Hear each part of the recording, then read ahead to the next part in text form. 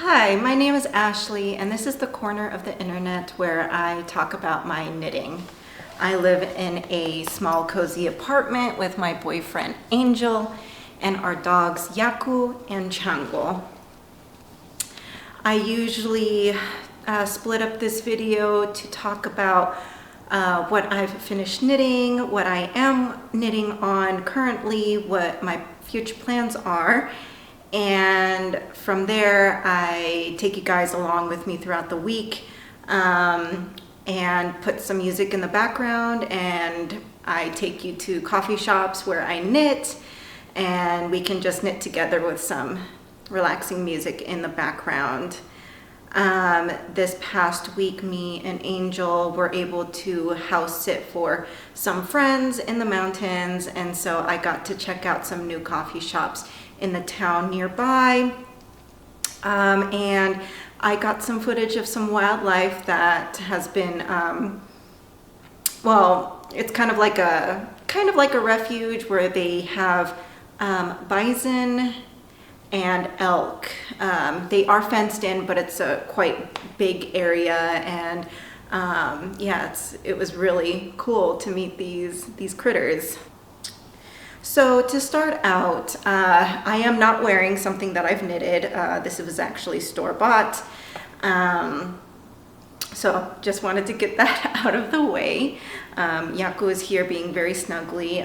Since we were house sitting, Yaku and Chango got to stay with my parents, and so he's been extra clingy and wanting to spend time with me, which is very sweet. But I'm going to put him down here for a second just so that I can show you guys my works in progress. So I know that I told you guys that I would be finished with the Oslo sweater in about a week from the time that I said that. Unfortunately, the Wool & Co., which is the online store that I often buy yarn from, they are waiting to stock up on Knitting for Olive soft silk mohair in this color caramel.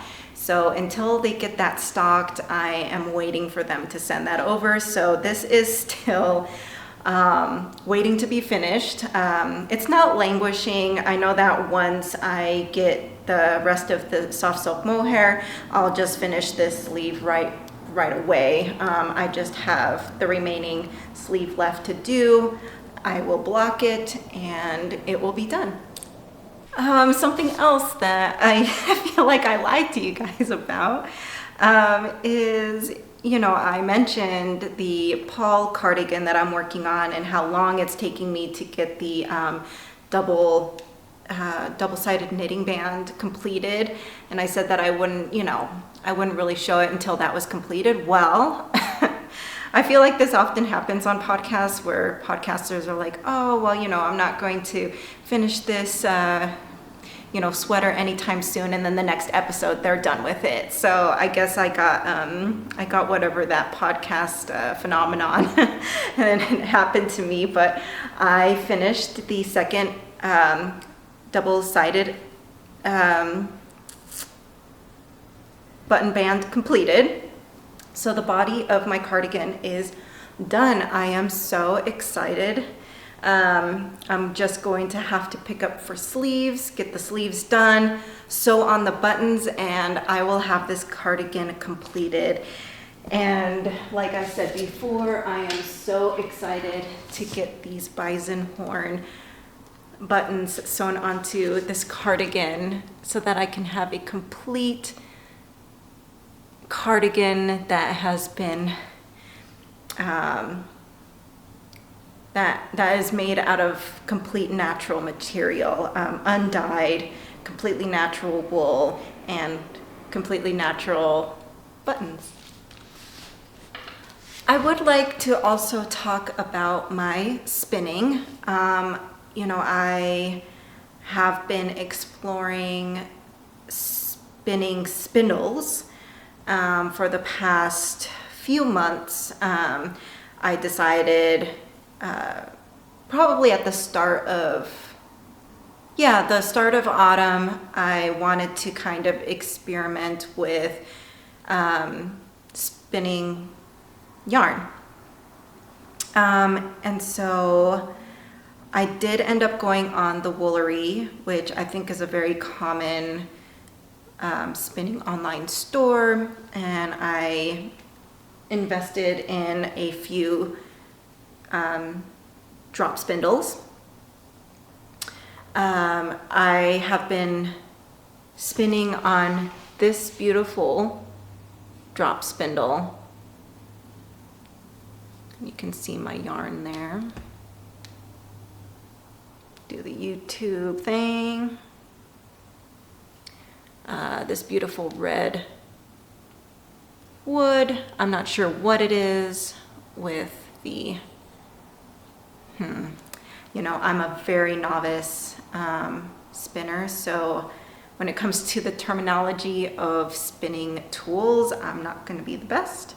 But yeah, I know that this is called the Whirl. It's in this red, beautiful wood.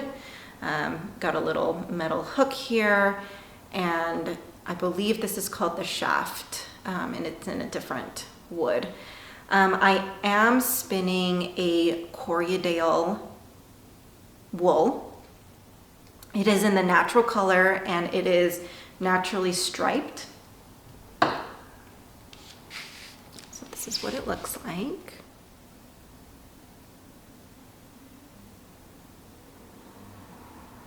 I ended up buying 2 bags of this Corriedale natural colored striped wool, roving specifically.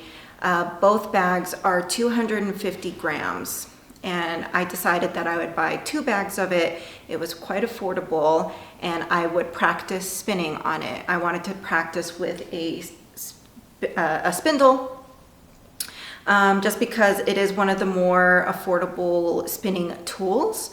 And I also thought it was a good little stepping stone for me to understand like the experience of spinning, how to spin consistently, and just kind of dip my toes into spinning. And this is the wool that I have been spinning up, or at least the single one of the singles that I've been spinning. And this is how it's turning up. I'm quite excited about it, and I think it's quite consistent considering. You're going to see me spinning a little bit because I did quite a bit of spinning up in the mountains with Angel, and it was a lot of fun. Something that is quite special about me learning how to spin is that my mother is Peruvian, and so I am half Peruvian, and drop spindles are a very common tool that the indigenous people of Peru still use, even to this day, to make yarn and create fabric. It's, you know, a practice that's been, you know, developed and done by so many cultures all over the world for millennia. And I think it's just such a special and connecting experience to my ancestors as I spin yarn. And so I am hoping that I will get a spinning wheel at some point, just because it would make the process faster, and I think that's a different type of experience, and that would connect me more with my European side of my family, because my dad is American, but our ancestors come from Ireland and Scotland. I think some of my family heritage is Danish, and so you know, they had their own spinning practices, and I think spinning wheels were a pretty common tool that they used, at least closer in the modern era, compared to spinning spindles, which were mainly used thousands of years ago. And, you know, except for some enthusiasts that enjoy spinning, they will spin with a drop spindle. But amazingly, in the Andean mountains of Peru, you can still see people spinning yarn this way and creating fabric in a very archaic, ancient way that has been practiced by humans such a long time ago. I think it's just such a historical experience. It makes me feel connected to my heritage, makes me feel connected to my gender.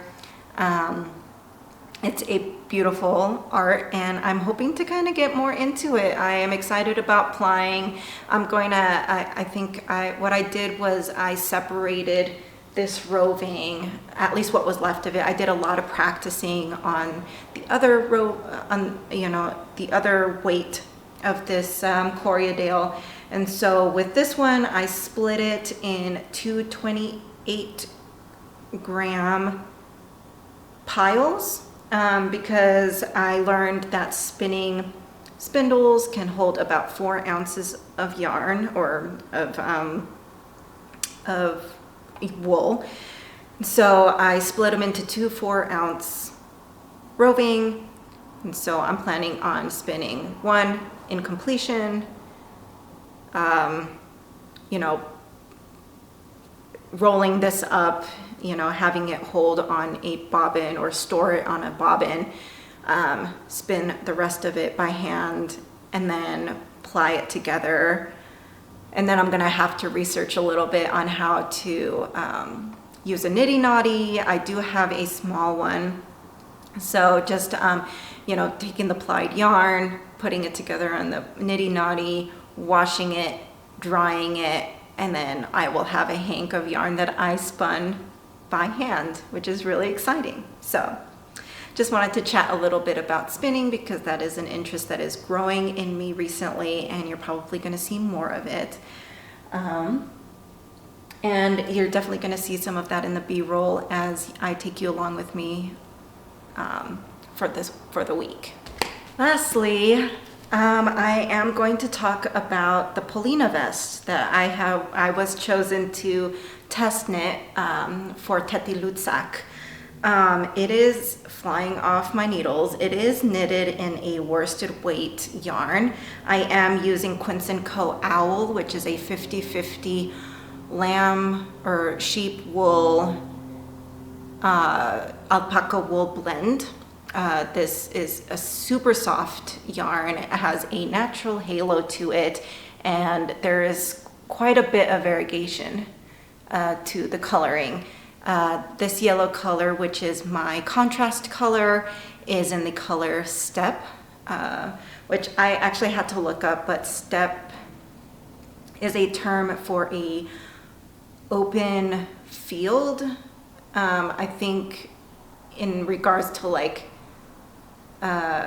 where there's grass plains, which makes sense, especially in autumn. I feel like grass plains tend to have a yellow golden hue to it. And the main color I'm using is Buffalo Plaid, which is very fitting. It's that plaid, that very basic plaid shirt that you commonly think about when you think of plaid sweaters, where it's black and red. This is the red color that I decided to use as the dominant or main color. And my goodness, is this not so pretty? Let's see how I can show this to you guys. But oh, it looks so cool in camera. This is the vest so far.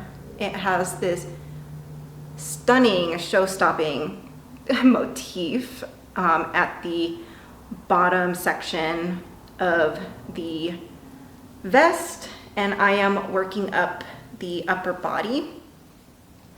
So you split for the front and the back, and you construct the shoulders from that. And this is just such a fun knit. It's interesting because as I was holding it up, you can kind of see that it's a little bit see-through. It's not a see-through in person, and of course once I wear it on my body, you know, you won't be able to see through it as easily. But the reason for that is that I do have quite a bit of rowing out when I'm working flat. I am, you know, tightening as I do the purl rows, as I do the stitches, but yeah, it's not as, I guess, opaque as I would like it to be, but I think once it's blocked and the yarn blooms, and you know, since it's a vest, I'm most likely going to wear it over a shirt or a long sleeve shirt. I don't think it'll be a problem. And of course with the motif, it's practically a double layer of yarn, and so there's not much see-through, there's not much of a see-through situation going on there, but just wanted to showcase this. And you know, the test knit is going quite smoothly. This is my first test knit, and so I think I can consider myself lucky that I am test knitting for a designer that's you know, has been doing this for a long time. You know, she is a designer full time. This is her, you know, life work, and so I think there is little room for errors in her patterns. We do have a way of communicating, us test knitters, with the designer, where we can ask questions or just clarify certain sections of the pattern or give suggestions, and that's been going fine. I just check that that like chat feed every few days just to make sure that I am knitting the pattern as Teti wants it to be. So any corrections that she has or any clarification from, you know, from people who had questions, she's able to answer through that. And so I just, you know, periodically check up on it, and you know, as I'm knitting this vest up, I make any changes if necessary, where, you know, that's probably what's going to be put on you know, that's what's going to be fixed for the final pattern. But I'm loving it so far. I love my color choice. I'm loving the yarn I'm working with. It's kind of interesting because I know that Casey mentioned this on one of her most recent podcasts, and I had the same feelings when it came to a 50-50 sheep wool alpaca blend wool. And it kind of feels synthetic in an interesting way. You know, I am definitely like a more rustic wool girly. I enjoy undyed, minimally processed wools, whether it's alpaca or sheep or silk, you know, those types of fabrics. But it's interesting that specifically, at least with what Casey was saying as well, is that 50-50 sheep and alpaca wool blends does kind of have an interesting feel where it almost feels like acrylic. It's still absolutely lovely. I'm still going to absolutely love this yarn.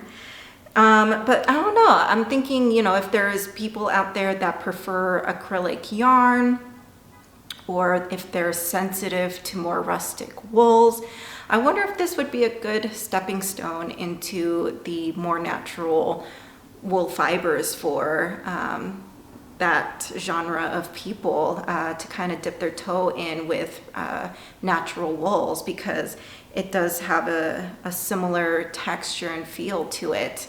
Found it interesting. I'm still loving this yarn and this process. I think the colors are just so great, and I am excited to have this in my wardrobe, and I am so excited that this is my first test knit. that concludes the speaking portion of my video. I hope you enjoyed. If you have any questions, please feel free to comment below, and I hope that you subscribe and like, and so that we can hang out more often.